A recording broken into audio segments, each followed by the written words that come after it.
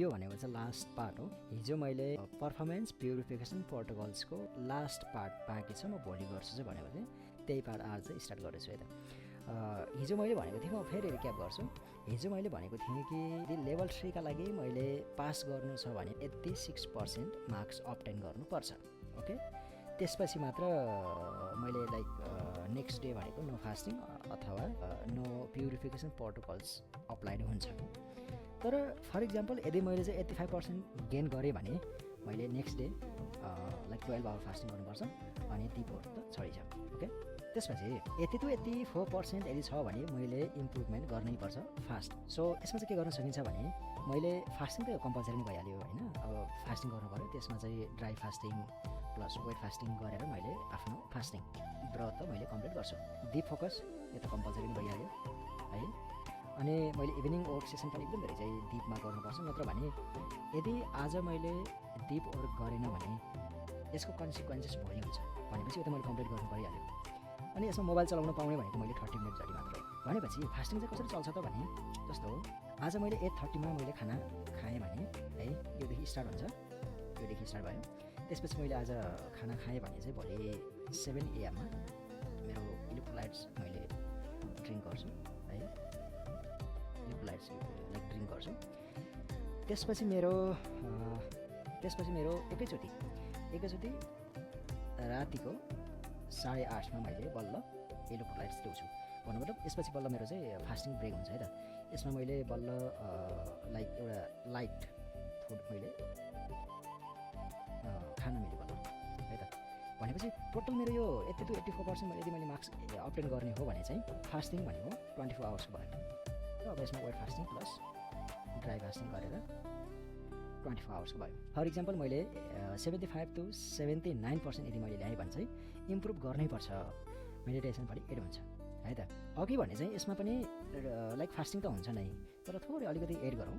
यसमा चाहिँ के एड हुन्छ भने फास्टिङ हुन्छ, मोबाइल चलाउन पाउने भनेको जस्ट मैले भनौँ न जस्तो 15 मिनट मात्र मैले मोबाइल चलाउन पाउँछु। यसमा अलिकति फास्टिङको रुल भनेको चाहिँ कस्तो हुन्छ भने खाना खाएँ भने भोलि बिहान 7 AM मा मेरो इलेक्ट्रोलाइट्स हुन्छ है, त्यो पनि ओट्स टेकिङको बेला नै हुन्छ। त्यसपछि मेरो 10 PM मा एकैचोटि रातिको 10 PM मा इलेक्ट्रोलाइट्स हुन्छ।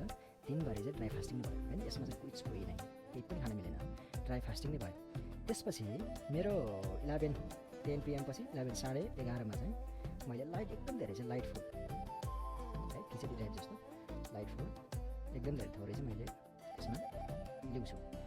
भनेपछि यो मेरो लागि 27 आवर्सको dry fasting plus wet fasting गरेर 27 आवर्सको फिनिस हुन्छ यदि मैले 75 to 79% मैले स्कोर अब्टेन गरेको छु भने है त। यो एउटा प्युरिफिकेसन है। अब फास्टिङ यति धेरै लामो यो त्यो भन्ने चाहिँ अब होइन, किनभने यो चाहिँ मेरो एउटा प्रोटोकल्स हो, यो मेरो एउटा प्युरिफिकेसन गर्ने बाटो हो है। अनि हिजो पनि मैले लगभग मैले 40 आवर्सको फास्टिङ नै मैले कम्प्लिट गरेको। किन गरेको हो भन्दा यसमा पनि कति धेरै प्रोटोकल्सहरू हुन्छ, यसमा पनि कति धेरै चाहिँ लाइक कन्सिक्वेन्सेसहरू हुन्छ, यसमा बेनिफिट्स के हुन्छ, डिसएडभान्टेज के हुन्छ, सबै कुराहरूलाई चाहिँ ख्याल गरेर मात्रै गर्नुपर्छ है। त्यही भएर यो मेरो लागि चाहिँ, मेरो बडीको लागि, मेरो ब्रेनका लागि चाहिँ अहिले बानी परिसक्यो होइन। अब यसमा अलिकति लाइक त्यस्तो गाह्रो हुने भन्ने चाहिँ होइन। मलाई एटलिस्ट पनि 36 आवर्समा चाहिँ मलाई केही पनि हुँदैन।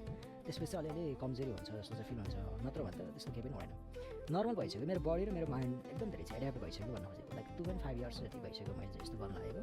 तर एकदम प्रपर एउटा एलाइनमेन्टमा गर्न लागेको भनेको 2 मन्थमा नै हो धेरै जस्तो। यसमा मेरो 30 मिनट एक्स्ट्रा मेडिटेसनको लागि 30 मिनट एक्स्ट्रा नै हुन्छ। भनेपछि मेरो टेम्पलको लागि टाइम भनेको 1 आवर्स थियो, त्यसमा पनि 30 मिनट एड गरिसकेपछि 1 hour 30 मिनट चाहिँ मेरो टेम्पलको लागि भयो है त। Coming to 75% below. यसमा चाहिँ अब फास्टिङ त भइहाल्यो कम्पलसरी है। अब दिप वर्क पनि हुनुपर्छ कम्पलसरी भइहाल्यो। यसमा मेडिटेसन पनि हुन्छ प्लस 1 hour है। अनि अर्को कुरो 75% भन्दा मुनि भयो भने चाहिँ मैले साइलेन्स पनि गर्नुपर्छ। यसमा चाहिँ फास्टिङ चाहिँ कस्तो रोल हुन्छ भने जस्तो फर इक्जाम्पल आज मैले हुन त जहिले पनि यही त हो 8 PM मा मैले खाना खाएँ, नेक्स्ट डे 7 AM मा मेरो इलेक्ट्रोलाइट्स भयो है। इलेक्ट्रोलाइट्स भनेको चाहिँ जीवन जल ल्याउने भनेको होइन, एउटा फ्रुट बनाएर चाहिँ मैले गेन गर्छु। त्यसपछि एकैचोटि यो ड्राई फास्टिङ भयो, दिनभरि चाहिँ केही पनि भएन होइन। त्यसपछि एकैचोटि मेरो 11:30 मा रातिको 11:30 मा मैले इलेक्ट्रोलाइट्स मैले चाहिँ लिन्छु है, इलेक्ट्रोलाइट्स मैले लिन्छु।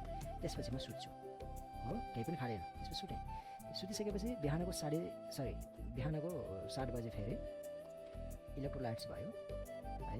त्यसपछि 10 बजे 10 o'clock मेरो बल्ल फर्स्ट फुड भयो होइन, सोलिड फुड भनेको यतिखेर नै भयो भनेपछि फास्टिङ मेरो कति आवर्सको भयो 38 आवर्सको मेरो फास्टिङ भयो। अब बल्ल मलाई चाहिँ कस्तो हुन्छ भने बडीमा चाहिँ केही सकेको जस्तो अलिकति इनर्जी कम भएको जस्तो बल्ल फिल हुन्छ मलाई। 38 आवर्स पुग्यो भने बल्ल मलाई फिल हुन लाग्छ अहिले चाहिँ। त्योभन्दा अगाडि चाहिँ मलाई खासै त्यस्तो पनि केही पनि हुँदैन। अनि यो चाहिँ मेरो प्रोटोकल्सहरू हो। अनि यो चाहिँ किन गरिन्छ भने जस्तो फास्टिङको कारणले गर्दा मलाई चाहिँ एउटा डेडिकेटेड हुनलाई चाहिँ हेल्प गर्छ, एउटा भनौँ न कन्सिस्टेन्सी मेन्टेन गर्नको लागि चाहिँ हेल्प गर्छ। डिस्ट्र्याक्सन हुनको लागि त्यस्तो धेरै इजी चाहिँ हुँदैन मलाई, एकदम धेरै इजिली चाहिँ डिस्ट्र्याक्ट हुन सक्दिनँ है यदि म फास्टिङ गरेको छु भने चाहिँ। फास्टिङको बारेमा त के भनौँ, जति भन्यो त्यति नै भनेर पनि त्यो सकिँदैन जस्तो लाग्छ मलाई चाहिँ। किनभने मैले फास्टिङको बारेमा यति धेरै डिटेलमा चाहिँ स्टडी गरेँ कि यसलाई न्युरो साइन्सको बेसिसबाट I'm as a medical student, त्यही भएर चाहिँ न्युरो साइन्सको बेसिसबाट भयो होइन। बडीमा चाहिँ के हुन्छ, त्यसपछि कुन केमिकल चाहिँ के भयो, त्यसपछि कुन न्युरो ट्रान्समिटरमा चाहिँ के भयो, एकदम धेरै चाहिँ एडिक्टेड भएको छ भने कसरी चाहिँ यसले हेल्प गर्छ है। अब यसलाई मैले मेडिक साइन्सको बेसिसबाट पनि स्टडी गरेको छु, यसलाई मैले स्पिरिचुअलिटीको बेसिसबाट पनि स्टडी गरेको छु। भनेपछि सबैको एउटा पर्सपेक्टिभबाट चाहिँ मैले हेरेर यसलाई मैले कन्टिन्यू गरेको फास्टिङ भन्ने चाहिँ बहुत फाइदा हुन्छ कि। अब यसमा हाम्रो बडीमा चाहिँ भनौँ न यदि फास्टिङमा भयो भने चाहिँ हाम्रो बडीमा कति धेरै चाहिँ भनौँ क्लिनेजहरू हुन्छ होइन। लाइक मेरो बडी चाहिँ अटोफेजिक कन्डिसनबाट गुज्रिन्छ, अनि मेरो बडीमा चाहिँ कति धेरै केमिकल्सहरू अप्स एन्ड डाउनहरू हुन्छ, कति धेरै रिसेट हुन्छ। रिसेट बटन जस्तो हो कि मेरो लागि फास्टिङ भनेको चाहिँ। भनेपछि लाइक अब त कस्तो भयो भने चाहिँ यो नहुने हो भने म छैन भने जस्तो भइसक्यो है। त्यो भएर त्यस्तो धेरै गाह्रो हुने चिज होइन, त्यति धेरै सिरियस हुनुपर्ने चिज पनि होइन कि त, मलाई चाहिँ सजिलो लाग्छ है त। So all the way best.